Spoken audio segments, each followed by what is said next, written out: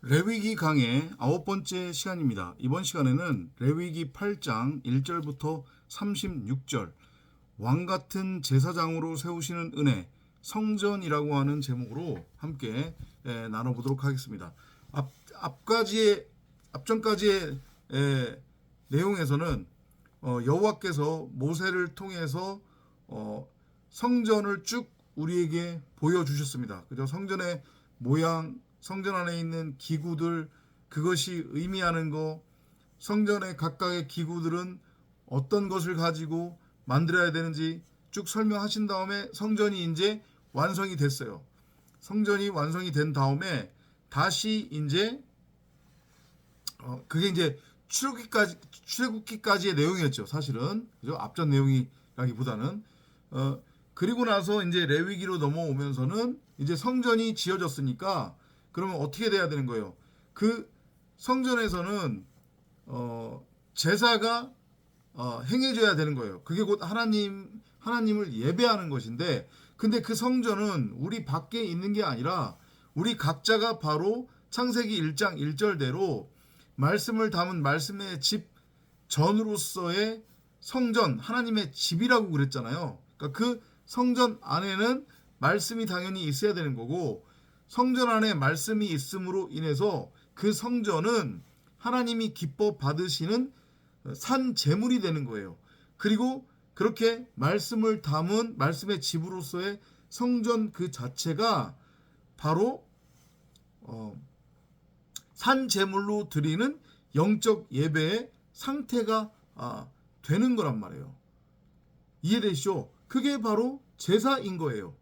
그러니까 우리가 창세기 1장 1절대로 완성이 되면 곧 하나님의 말씀 생명나무를 선악을 알게 하는 선악나무가 아닌 생명나무 그 자체로 알고 깨달으면 바로 우리 각자가 성전이 되는 거고, 성전으로서의 우리 각자가 바로 뭐가 되는 거냐면 하나님을 예배하는 예배의 상태, 영적 예배가 되는 거란 말이에요. 그리고 우리 각자는 그 예배를 위해 준비된, 하나님이 자신을 위해 준비하신 그 어린 양으로서의 제물, 온전한 11조 제물이 되는 거예요. 그리고 그렇게 첫사람 아담 네페시 하야 이성 없는 짐승, 그냥 호흡하는 혼 고깃덩이에 불과했던 나를 십자가를 통과시켜서 다나토스로 죽이고 새로운 피조물 새하늘과 새 땅이라고 하는 차원에서의 말씀 그리스도, 말 그대로 창세기 1장 1절대로 말씀 그리스도로 세우는 그 과정, 그걸 우리가 이 호코스모스라고 하는 광약교회에서 71회 동안에 1회 동안에 살아가고 겪게 되는 건데, 그게 바로 그거를 모형적으로 보여주고 있는 게 아론과 그의 아들들을 이제 제사장으로 세우는 그 과정. 이해되시죠? 그죠? 그 뭐라고 하면 될까요? 위임식. 제사장 위임식을 1회 동안 행하는. 근데 그 과정 안에서는 재물을 잡는단 말이에요. 재단으로 끌고 가서. 그죠? 재단으로 끌고 가서 재물을 잡고, 그리고 하나님께 예배를 드린단 말이죠. 제사를 드린단 말이죠. 그러니까 그 일련의 과정들, 그 일련의 그 행위들이 우리에게 전하는 메시지는 바로 내가 너를 그렇게 이끌 거야. 첫사람 아담에서 둘째 아담, 마지막 아담으로 너를 세울 거야. 그게 바로 창조고, 그게 바로 성전 짓기인 거고, 그게 바로 제사장을 세워 위임식을 하는 그 위임식의 의미다. 내가 그래서 너를 결국에는 말씀 그리스도 창세기 1장 1절대로 나를 드러내고 나타내고 전하고 설명하고 가르치고 설교할 수 있는 그 내용으로서의 말씀을 담은 말씀의 집 성전으로 너를 세울 건데, 그게 바로 내가 너를 왕같은 제사장으로 세우는 거야. 그게 이 71회 동안에 이 호코스모스 세상에서 너에게 반드시 일어나게 되는 일이야. 이렇게 여러분들이 요 그 8장의 내용을 그 아론의 그 아들들을 제사장으로 세우는 그 과정, 그리고 그 과정 속에서 행해지는 제사 행위로 이해를 하시면 되겠습니다. 그러니까 모든 것은 다 내 안에서 일어나는 일이에요. 제물을 드려서 제사를 드리는 것도 결국은 종류는 여러 가지지만 그것은 단 한 가지를 의미한다고 했습니다. 결국은 뭐예요? 내가 바로 십자가를 통과를 해서 하나님 앞에 온전하고 완전하게 드려지는 거예요. 그래서 내가 첫사람 아담으로는 죽고 육신의 생각으로는 죽고, 둘째 아담 말씀 그리스도라고 하는 성전으로 내가 세워지면 바로 뭐라고 설명드리면 될까요? 내 자신이 하나님께서 기뻐 받으시는 온전한 11조 제물, 산제물, 그리고 그 산제물, 온전한 11조 제물로 하나님을 예배하는 영적 예배의 상태가 내 안에서 성취된다. 요 메시지로 이해를 하시면 되겠습니다. 그러면 바로 그런 성전으로 세워진 우리 각자가 뭐가 되는 거냐면 왕같은 제사장이 되는 거예요. 어렵지 않죠? 그렇게 이해를 하시면 되겠습니다. 그거를 모형적으로 지금 아론과 아론의 아들들을 제사장으로 세우는 위임식으로 지금 보여주고 있는 거란 말이에요. 우리가 왕같은 제사장이 되기 위해서는 나라고 하는 육신의 생각은 반드시 십자가를 통과를 해서 죽어야 하는 거예요. 죄사함을 받아야 된단 말이에요. 그죠? 그럼 죄사함을 받으려면 죄가 무엇인지를 알고 깨달아야 될 거 아니에요. 그죠? 죄가 무엇인지도 모르는데 하나님 저 용서해 주세요, 이건 말이 안 되잖아요. 그죠? 그러면 그 죄가 뭐란 말이에요. 여러분들이 이제까지 알고 있었던, 아니면 대부분의 세상 사람들, 대부분의 한국 기독교, 세상 기독교를 쫓는 사람들이 오해하고 있는 선악의 율법 중에서 악을 행하는 게 죄냔 말이죠. 그럼 본질적인 문제가 아니라고 그랬잖아요. 그죠? 그 선악이라고 하는 것이 어떻게 만들어졌느냐, 선악이라고 하는 것이 인간에 의해 어떻게 규정이 되었느냐, 어떻게 규정이 된 거예요. 사람이 자기 보기 옳은 대로 자기 멋대로 자기 소견대로 하나님의 말씀으로서의 생명나무 그대로 취하지 않고 선악을 알게 하는 선악나무로 취해서 그 선악나무와 하나가 된 상태에서 선악의 율법을 열심히 행위로 행하며 그 선악나무에 행위의 열매를 덕지덕지 맺는 형국, 곧 땅을 경작해서 땅의 소산을 취하는 형국, 물질 세상에 매이는 것, 물질이 눈에 보이는 게 전부고 진짜라고 착각에 빠지는 것, 그게 죄란 말이에요. 본질적인 죄. 그 죄를 알고 깨달아가는 과정이 결국은 창조인 거고, 이 호코스모스 세상에서의 성도들이 반드시 살아가게 되는 71회의 인생이고, 그게 3일길이고, 그게 바로 제사장 위임식이다. 짐승이었던 나를 왕같은 제사장으로 세우는 과정. 아셨죠? 어렵지 않습니다. 그렇게 이해를 하시면 돼요. 그래서 이제 보시면은 모세하고 모세 아들들을 데려다가 물로 씻는 거예요. 먼저 죄사함이 일어나야 되겠죠. 죄사함이 일어나려면 죄가 무엇인지를 알고 깨닫게 되는 거예요. 그 내용이 다 함께 이제 내포되어 있다고 보시면 되고, 그리고 이제 옷을 입힙니다. 속옷을 입히고 띠를 띄우고 겉옷을 입히며 에봇을 걸쳐. 에봇에는 12개의 보석이 박혀 있다고 했습니다. 12아들들의 의미예요. 여기서 이 제사장이 입는 이 제사장 옷 에봇은 결국 말씀 그리스도를 의미한다고 이해를 하시면 돼요. 세마포, 흰 세마포, 퓨얼, 깨끗한 말, 사람의 생각이 전혀 섞이지 않은, 선하게 율법하고는 아무런 상관이 없는 진리 그 자체. 그 옷으로 덧입혀지는 게 그게 바로 구원이고 영생인데, 그게 바로 왕 같은 제사장으로 내가 세워지는 것. 에봇을 반드시 착용해야 된다는 거. 에봇은 하나님의 말씀을 의미한단 말이에요. 그리고 머리에 면류관이 써지는 거예요. 그죠? 이 면류관은 육신의 생각으로서의 내 것이 아닌 말씀 그리스도라고 하는 내가 머리를 넘겨받아야 왕 같은 제사장으로 내가 세워지는 거잖아요. 그죠? 그러니까 내 이전까지는 나라고 하는 육신의 생각이 내 머리 흉내를 내고 있었는데, 그게 이제 십자가를 통과해서 베어질 거란 말이에요. 십자가를 통과해서 다나토스로 죽을 거란 말이에요. 그러면 우리에게 넘겨지는 게 뭐냐? 예수가 십자가에 못 박혀 죽을 때 맨 마지막에 어떻게 하고 죽어요?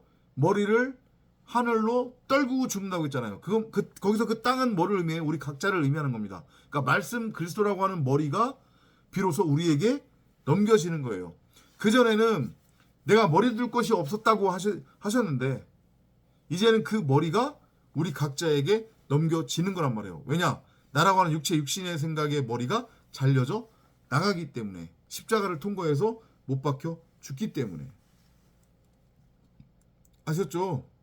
그리고 이제 8장 13절에 보면은 모세가 아론의 아들들을 데려다가 그들에게 속옷을 입히고 띠를 띄우며 관을 치웠으니, 똑같이 아버지한테 한 거랑 똑같은데, 여기 이제 우리가 7절하고 13절에서 눈여겨보아야 되는 게 뭐냐면 띠를 띄운다라고 하는 표현이 나온단 말이에요. 제가 지금 자꾸 헷갈리는데 요한복음 아마 21장인가 18장인가 그럴 거예요. 부활하신 예수가 바닷가로 제자들을 찾아갑니다. 비로소 물에서 건져진 거죠. 그죠? 그리고 거기서 생선을 구워요. 생선을 불에 굽는단 말이죠. 나라고 하는 뭐라고 해야 돼요? 부정한 바다 생물, 그 물고기가 저주의 바다로부터 말씀이라고 하는 그물에 의해 건져져서 그 말씀이라고 하는 성령의 불에 의해 태워지는 거예요. 구워지는 거예요. 그래서 나라고 하는 육신의 생각으로서의 겉사람이 죽는 거란 말이에요. 그래야 새로운 피조물로서의 말씀 그리스도라고 하는 하늘 양식으로 재창조가 되는 거니까. 이해되죠? 그리고 그 과정, 그러면서 이제 성령을 받으라고 이제 호흡까지 불어넣어 주시죠. 그러면서 제자들한테 무슨 말씀을 하시냐면, 다소 생뚱맞게 들릴 수 있는 베드로를 향해서, 네가 이전까지는 너가 가기를 원하는 곳은 어디든지 다녔다. 네가 스스로 옷을 짜서 해 입고 너가 가기를 원하는 곳은 어디든지 다니면서 왕노릇했는데, 이제 이후로는 누가 나타나서 너에게 띠를 띄우고 너의 손을 결박할 거라고 말씀하세요. 그러면서 이제는 너가 가기를 원치 않는 곳으로 네가 인도될 거야. 이 말씀을 하신단 말이에요. 같은 맥락인 거예요. 왕 같은 제사장이 된다고 하는 것의 의미, 우리가 하나님의 아들, 하나님의 자녀, 그 말씀이라고 하는 성령으로 잉태된 말씀 그리스도로서의 독생자, 하나님의 아들이 된다고 하는 것의 의미는 추상적인 것이 아니란 말이에요. 그냥 입으로 그렇게 딸랑 단순하게 고백한다고 해가지고 우리가 하나님의 아들이 될 수 있는 게 아니란 말이에요. 다나토스, 십자가를 반드시 통과를 해야 돼요. 말씀이라고 하는 그물에 의해서 저주의 바다, 율법 세상으로부터 건져져서 율법하고는 완전히 상관이 없는 해방이 이루어져야 되는 거고, 율법으로부터의 해방, 물질 세상으로부터의 해방, 육으로부터의 해방이 나에게서 이루어지는 것이고, 그리고 내가 원하던 원치 않던 이제 그 말씀이 나를 이 호코스모스 세상, 율법 세상과 완전히 구별해서 거기서 건져내서 육으로는, 육신의 생각으로는 가기를 원치 않는 십자가의 도로 나를 끌고 가는 거예요. 그게 왕같은 제사장으로 세워지는 거란 말이에요. 명심하시기 바랍니다. 그러면 그런데 감히 어떻게 예수 믿으면 잘 먹고 잘 산다는 얘기가 나오냔 말이에요. 우리의 육신의 생각의 기준으로 봤을 때 그거는 얼토당토한 얘기다. 이렇게 이해를 하시면 되고, 근데 또 이제 14절하고 15절 보면 보세요. 속죄제를 드린단 말이죠. 그죠? 숫송아지를 끌어다가, 그리고 반드시 어떻게 하냐면 머리에 안수를 해요. 죄사함에 마찬가지로 같은 얘기 하는 겁니다. 우리의 목이 베어져 나가는 거예요. 나라고 하는 육신의 생각이 왕같은 제사장으로 세워지기 위해서는 반드시 십자가를 통과해서 다나토스 목베임을 당해야 된다라고 하는 그 지금 메시지란 말이에요. 그래야 죄사함이 일어나는 거예요. 백날 첫날 입으로 저 하나님 믿습니다, 이건 아무런 소용없어요. 그냥 꽝이에요. 백날 첫날 율법 열심히 행위로 행한들 그게 우리를 구원에 이르지 못하게 한단 말이에요. 우리의 죄를 사하지 못한단 말이에요. 우리가 죄사함을 받을 수 있는 유일한 길은 내 자신이 속죄제 제물 숫송아지로서 십자가에 못 박혀 목이 달랑하고 잘려져 나가야 된단 말이에요. 그래야 말씀 그리스도라고 하는 머리를 넘겨받을 수 있는 거란 말이에요. 이거를 여러분들은 명심하시기 바랍니다. 모세가 그 피를 가져다가 손가락으로 그 피를 제단의 네 귀퉁이 뿔에 발라 제단을 깨끗이 하고, 그 피는 제단 밑에 쏟아 제단을 속하여 거룩하게 하고, 제단의 네 귀퉁이에 있는 뿔, 하나님의 말씀 혹은 말씀의 능력을 의미하는 거잖아요. 사복음서를 뜻하기도 하죠. 그 제단은 나를 의미하는 것이기도 하다고 했잖아요. 그죠? 그러니까 내가 비로소 선악이라고 하는 율법으로부터는 이제 완전히 분리가 돼요. 율법과는 상관이 없는 존재가 되어 말 그대로 말씀 그리스도가 되는 거예요. 생명나무와 이제 하나가 된 상태가 되는 거란 말이죠. 아셨죠? 내가 바로 내 자체가 말씀 그리스도가 되는 거예요. 다 같은 개념이에요. 다 뒤에 보면은 번제로 또 드려진다는 얘기도 있죠. 그죠? 내가 마찬가지로 죽어야 됨을 의미하는 거예요. 내가 죽어야 된다. 쭉 그 얘기가 다 나오고 있습니다. 지금 보면은 쭉쭉쭉 넘어갈게요. 자, 그래서 27절 28절을 보면은 아론의 손과 그의 아들들의 손에 누워 여호와 앞에 흔들어 요제를 삼게 하고, 모세가 그것을 그들의 손에서 가져다가 제단 위에 있는 번제물 위에 불사르니 이는 향기로운 냄새를 위하여 드리는 위임식 제사로 여호와께 드리는 화제라. 기쁨의 이제 제사를 드리게 되는 거죠. 다 과정을 설명하는 거라고 했잖아요. 우리가 어떻게 이 호코스모스 세상에서 71회 동안에 하나님의 자녀로 세워가는지, 왕같은 제사장으로 세워지는지에 대한 메시지로 보시면 되는 거예요. 요제와 화제 마찬가지로 영단번의 제물로 드려지는 영단번의 제사, 곧 그것도 마찬가지로 십자가 사건을 의미하는 거란 말이에요. 그 십자가 사건이 우리 각자 안에서 이루어져야 하는 거예요. 요제는 들어서 흔드는 개념이거든요. 그러니까 그게 내가 땅적 존재에서 하늘적 존재가 되는 거예요. 위로 올려지는 거란 말이에요. 불뱀이었던 내가 놋뱀으로 되는 거예요. 땅적인 존재에서 하늘적 존재가 되는 거란 말이에요. 땅에 대해서는 죽고, 그래서 이제 하늘의 새 예루살렘 도성으로 내가 밝히 드러나는 거. 어렵지 않죠? 그죠? 그렇게 쭉 해가지고 70일에 동안 우리가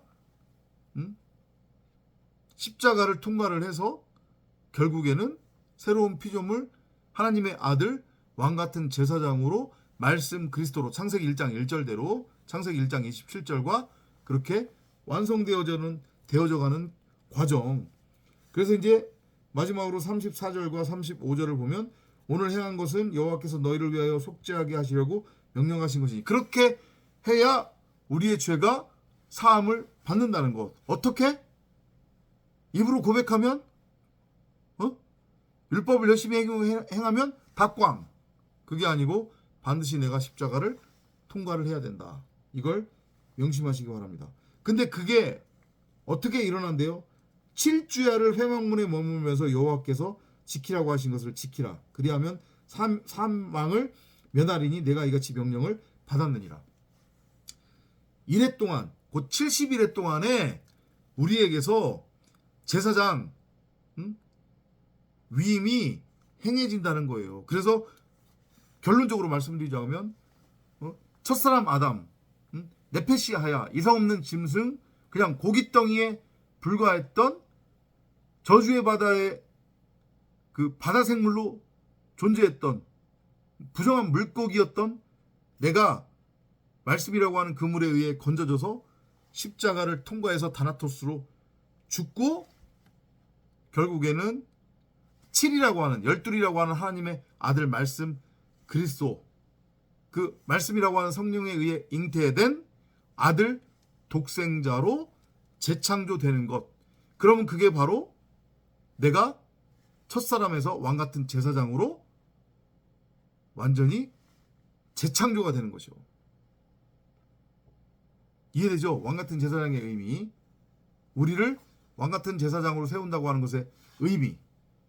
반드시 십자가를 통과를 해야 한다. 이렇게 여러분들이 이해를 하시면 될 것 같습니다. 어렵지 않죠? 다음 시간에는 이어서 레위기 9장 함께 나눠보도록 하겠습니다.